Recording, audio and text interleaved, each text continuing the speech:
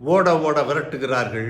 என்னை ஒன்றும் செய்ய பணியிலே ஒன்றுமே செய்ய விட மாட்டேன் என்று சொல்கிறார்கள் என்றெல்லாம் ஒரு சில கருத்துக்களைப் போல சொல்லி பார்த்தார்கள்.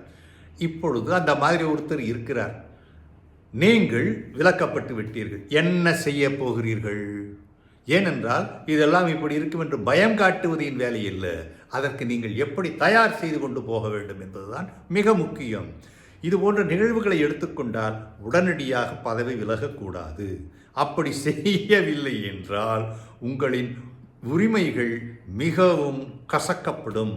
அதையும் தாங்கி அந்த உரிமைகளை நான் தொலைக்க மாட்டேன் என்று தைரியமாக நிற்க வேண்டும். நம்பிக்கைக்கு வழிகாட்டினால் நிறுவனத்திலோ வெளியிலோ கண்டு தெளிவு பெற வேண்டும்.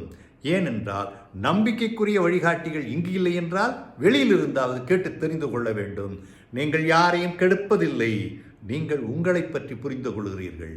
என்ன நடக்கிறது என்பதை பற்றி மேலதிகாரியிடம் பணிவாகவும் சரியாகவும் வெறுப்பில்லாமலும் பேசி அவரை வெல்ல வேண்டும்.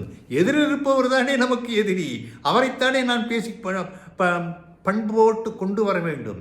உத்தி சார்ந்த கட்டமைப்பை மேம்படுத்துங்கள்.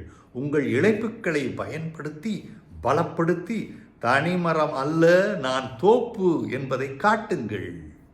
உங்கள் உரிமைகளை பறித்து படித்து மேலே கூறிய ஒன்றுக்கு மேற்பட்டவர்களிடம் கேட்டு முடிவெடுங்கள். எடுத்தேன் கவிழ்த்தேன் என்பதனால் யாருக்கும் எந்த பயனும் இருக்காதல்லவா?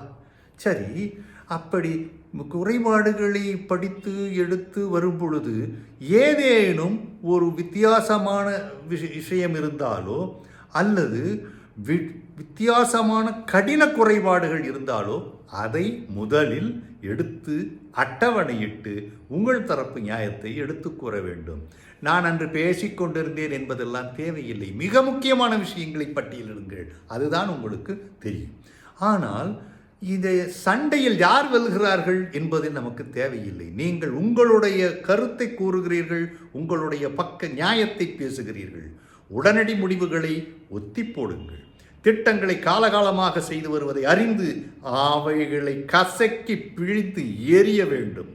ஏனென்றால் வீண் சண்டை, வெட்டி பேச்சு வேறு வகையான பட்டத்திற்கு வழி செய்து உங்களுக்கு அந்த பட்டத்தையும் கொடுத்துவிடும். உங்கள் பேச்சும் நடத்தையும் அடுத்தவரை கவனிக்க வைக்க வேண்டுமே தவிர